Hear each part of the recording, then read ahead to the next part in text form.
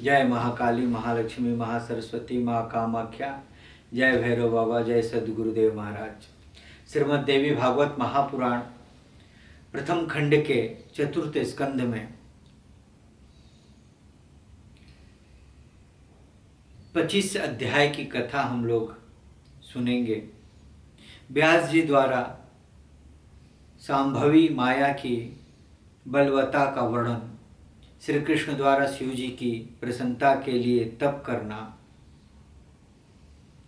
और शिव जी द्वारा उन्हें वरदान देना। राजा बोले, हे मुनिवर, आपकी इस बात से तथा साक्षात विष्णु के अंशावतार भगवान श्री कृष्ण के ऊपर कष्ट का पड़ना देखकर मुझे संदेह हो रहा है।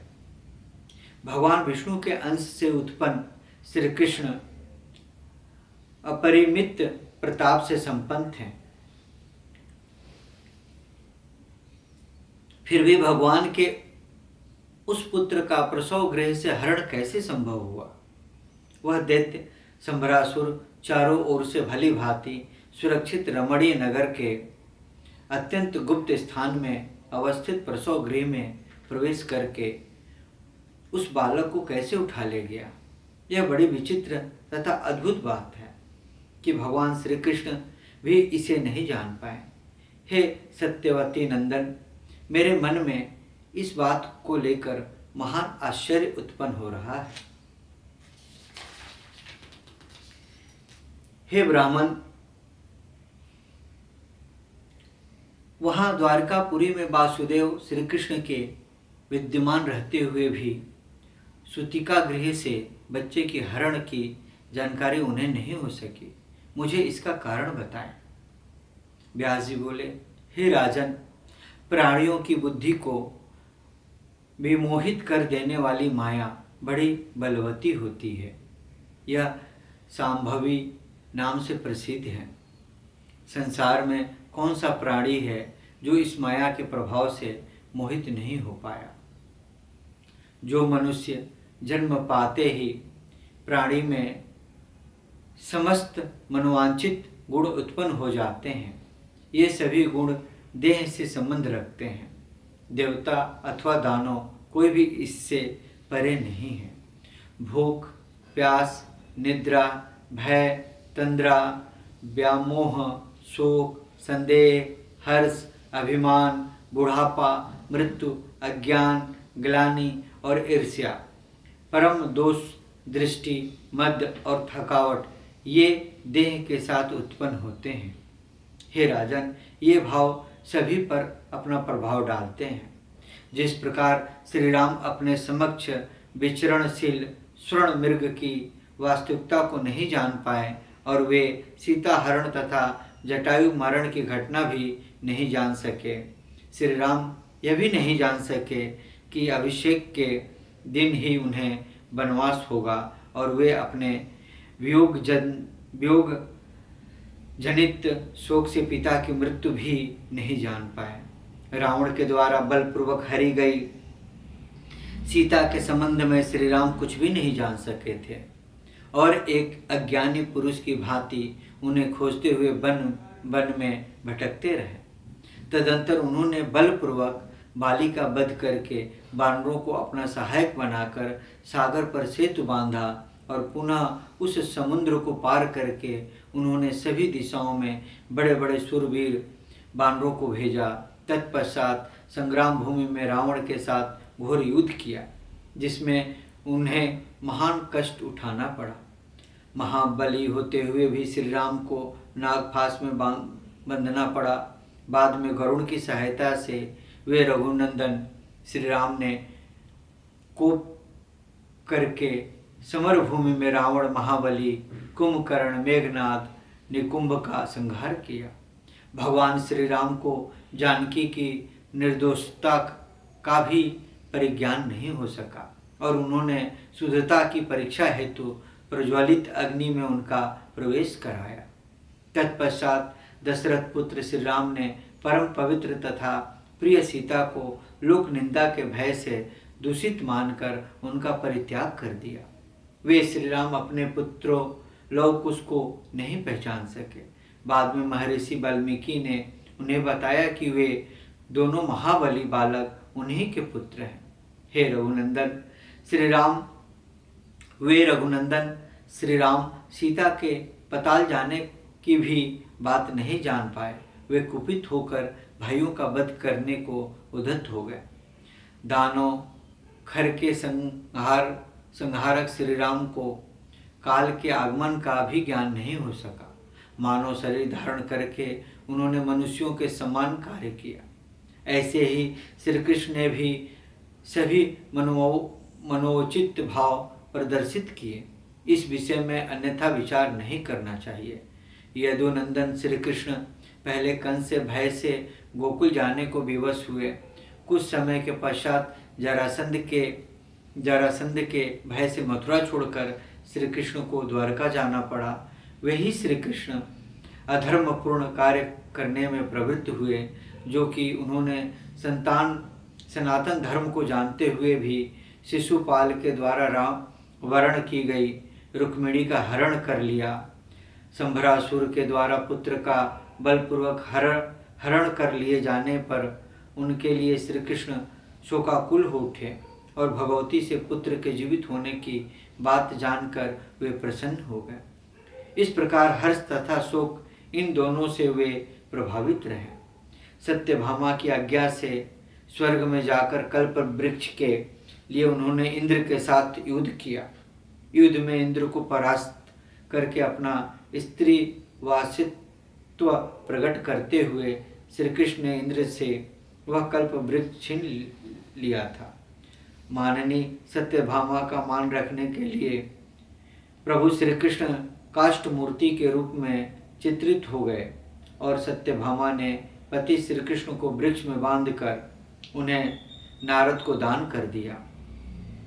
तत्पश्चात सत्यभामा ने सोने का कृष्ण दान में देकर उन्हें नारद जी से मुक्त कराया। रुक्मिणी के प्रद्युम्न आदि विशिष्ट गुण संपन्न पुत्रों को देखकर दीन भाव से जामवंती ने श्री कृष्ण से सुंदर संतान हेतु याचना की। तब तपस्या करने का निश्चय करके वे पर्वत पर चले गए, जहाँ महान तपस्वी तथा शिव भक्त मुनि उपमन्यु विराजमान थे। वहाँ पर पुत्र अभिलाषी श्री कृष्ण ने उपमन्यु को अपना गुरु बनाकर उनसे पशुपात दीक्षा ली और वे वहीं पर मुंडित होकर दंडी हो गए। महीने भर फलाहार करते हुए श्री कृष्ण ने घोर तपस्या की और शिव के ध्यान में लीन हो गए। शिव मंत्र का जप किया। दूसरे महीने वे केवल जल पीकर और एक पैर से खड़े होकर श्री कृष्ण ने कठोर तप किए। तीसरे महीने वे वायु भक्षण करते हुए पैर के अंगूठे के अग्रभाग पर स्थित रहे। तत्पश्चात छठे महीने वे भगवान रुद्र उनके भक्ति भाव से प्रसन्न हो गए और उन चंद्र कलाधारी भगवान शंकर ने पार्वती सहित उन्हें प्रत्यक्ष दर्शन दिए। वे नंदी बैल पर सवार होकर वहां आए थे और इंद्र आदि देवताओं से घिरे हुए थे। उस समय ब्रह्मा और विष्णु भी उनके साथ थे तथा साक्षात यक्ष और गंधर्व उनकी निरंतर सेवा कर रहे थे। उन वासुदेव श्री कृष्ण को संबोधित करते हुए शंकर जी ने कहा, हे कृष्ण, हे महामते, तुम्हारी इस कठोर तपस्या से मैं प्रसन्न हूँ। अतः हे यादव नंदन, तुम अपने वांछित मनोरथ बताओ, मैं उन्हें दूंगा। सभी मनोरथों को पूर्ण करने वाले मुझ शिव का दर्शन हो जाने पर कोई भी कामना शेष नहीं रह जाती। व्यास जी बोले, उन भगवान शंकर को प्रसन्न देखकर देवकी नंदन श्री कृष्ण प्रेम पूर्वक उनके चरणों में दंड की भांति गिर पड़े। तदंतर देवेश्वर सनातन श्री कृष्ण शंकर जी के सम्मुख खड़े होकर मेघ सदृश गंभीर वाणी में उनकी स्तुति करने लगे। श्री कृष्ण बोले, हे देव, हे जगन्नाथ, हे सभी प्राणियों के कष्ट के विनाशक, हे विश्व योने, हे दैत्य मर्दन है त्रैलोक्य कारक, आपको नमस्कार है। हे नीलकंठ, आपको नमस्कार है। आप त्रिशूलधारी को बार बार नमस्कार है। दक्ष के यज्ञ का विध्वंस करने वाले आप पार्वती वल्लभ को नमस्कार है। हे सुब्रत, आपके दर्शन से मैं धन्य तथा कृत्य हो गया। आपके चरण कमल का नमन करके मेरा जन्म सफल हो गया। हे जगत गुरु, इस संसार में आकर मैं स्त्री रूपी बंधनों में आबद्ध हो गया हूँ। हे त्रिलोचन, अपनी रक्षा के लिए आज मैं आपकी शरण में आया हूँ। हे दुख नाशन, मानव जन्म पाकर मैं बहुत खिन्न हो गया हूँ। हे भव, शरण में आए हुए तथा सांसारिक दुखों से भयभीत मुझ दिन की इस समय आप रक्षा कीजिए। हे मदन दाहक, मैं गर्भ में रहकर बहुत कष्ट पाया है। जन्म काल से ही गोकुल में रहते हुए मुझे कंस से भयभीत रहना पड़ा। तत्पश्चात नंद के यहाँ मुझे गो पालन का कार्य करना पड़ा और गायों के खुर से उड़ी हुई धूल से धूसरित केश पास वाला होकर घने वृंदावन में इधर उधर विचरण करता हुआ मैं ग्वालों की आज्ञा का पालन करने को विवश हुआ। हे विभो, उसके बाद मलेच्छराज काले वन के भय से संतृप्त होकर मथुरा जैसी दुर्लभ तथा शुभ पैतृक भूमि छोड़कर मुझे द्वारकापुरी चले जाना पड़ा। हे विभो, राजा यति के शापवश भय के कारण अपने कुल धर्म की रक्षा में तत्पर मैंने समृद्धिमयी मथुरा तथा द्वारकापुरी का राज्य उग्रसेन को सौंप दिया और सदा उनका दास बनकर उनकी सेवा की। हमारे पूर्वजों ने उन उग्रसेन को ही यादवों का राजा बनाया था। हे शंभो, गृहस्थी का जीवन अत्यंत कष्टप्रद होता है। इसमें सदा स्त्री के वशीभूत रहना पड़ता है और अनेक धार्मिक मर्यादाओं का उल्लंघन हो जाता है। इसमें परतंत्रा तथा स्त्री पुत्र आदि का बंधन सदा बंधे रहता है। इस जीवन में मोक्ष की वर्ता तो दुर्लभ ही रहती है। रुक्मिणी के पुत्रों को देखकर मेरी भर्या जामवंती ने पुत्र प्राप्ति के निमित्त तपस्या करने के लिए मुझे प्रेरित किया। अतएव हे मदानातक, पुत्र प्राप्ति की कामना से मुझे यह तपस्या करनी पड़ी। हे देवेश, पुत्र प्राप्ति के लिए आपसे याचना करने में मुझे लज्जा का अनुभव हो रहा है। हे जगत गुरु, आप मुक्तिदाता तथा भक्त वत्सल देवेश्वर की आराधना के बाद उनके प्रसन्न हो जाने पर कौन मूर्ख ऐसा विनाशशील तथा तुच्छ फल की कामना करेगा। हे शंभो, हे जगतपते, हे विभो, अपनी भर्या जामवंती से प्रेरित होकर आपकी माया से विमूढ़ चित्त यह मैं आप मुक्तिदाता से पुत्र सुख की याचना कर रहा हूँ। हे शंभो, मैं जानता हूँ कि यह संसार कष्टदायक दुखों का अगार, अनित्य तथा विनाशील है, फिर भी इसके प्रति मेरे मन में वैराग्य भाव का उदय नहीं हो पा रहा है। नारायण का अंश होते हुए भी पूर्व जन्म के शाप के कारण माया पास में आबद्ध होकर नाना विधि कष्ट भोगने के लिए मुझे पृथ्वी तल पर जन्म लेना पड़ा। व्यास जी बोले, भगवान श्री कृष्ण के ऐसा कहने पर महेश्वर ने उनसे कहा, हे शत्रुदमन, आपके बहुत से पुत्र होंगे। आपकी 16,050 भार्याएं भी होंगी। उनमें से प्रत्येक स्त्री से 10-10 महाबलवान पुत्र उत्पन्न होंगे। ऐसा कहकर प्रिय दर्शन शिवजी चुप हो गए। तत्पश्चात प्रणाम करते हुए श्री कृष्ण ने देवी पार्वती से कहा, हे कृष्ण। श्री कृष्ण ने देवी पार्वती से कहा, हे कृष्ण, हे महाबाहो, हे नराधिप, इस संसार में आप सर्वश्रेष्ठ गृहस्थ होंगे। इसके बाद हे जनार्दन, 100 वर्ष व्यतीत होने पर एक विप्र तथा गंधारी के साप के कारण आपके कुल का नाश हो जाएगा। सापवश अज्ञान में पड़कर आपके वे पुत्र तथा अन्य सभी यादव आपस में एक दूसरे को मारकर रणभूमि में विनष्ट हो जाएंगे और आप अपने भाई बलराम के साथ यह शरीर छोड़कर दिव्य लोकों को प्रयाण करेंगे। हे प्रभु, आपको होनहार के विषय में किसी प्रकार की चिंता नहीं करनी चाहिए, क्योंकि असंभावी घटनाओं का कोई भी प्रतिकार संभव नहीं है। हे मधुसूदन, मेरा सर्वदा यही निश्चित मंतव्य रहा है कि भावी के विषय में शोक नहीं करना चाहिए। हे कृष्ण, आपके प्रेरण पर जाने पर अष्टावक्र के शाप के कारण आपकी भर्याएं चोरों द्वारा हर ली जाएंगी। व्यास जी बोले, ऐसा कहकर भगवान शिव समस्त देवताओं तथा पार्वती समेत अंतर्ध्यान हो गए। इसके बाद अपने गुरु उपमन्यु को प्रणाम करके श्री कृष्ण भी द्वारकापुरी के लिए प्रस्थित हो हुए। हे राजन, यद्यपि ब्रह्मा आदि देवता लोक के अधीश्वर हैं, फिर भी मायारूपिणी नदी की उताल तरंगों के आघात प्रत्याघात से क्षुब्ध अंतःकरण वाले बनकर वे भी उसी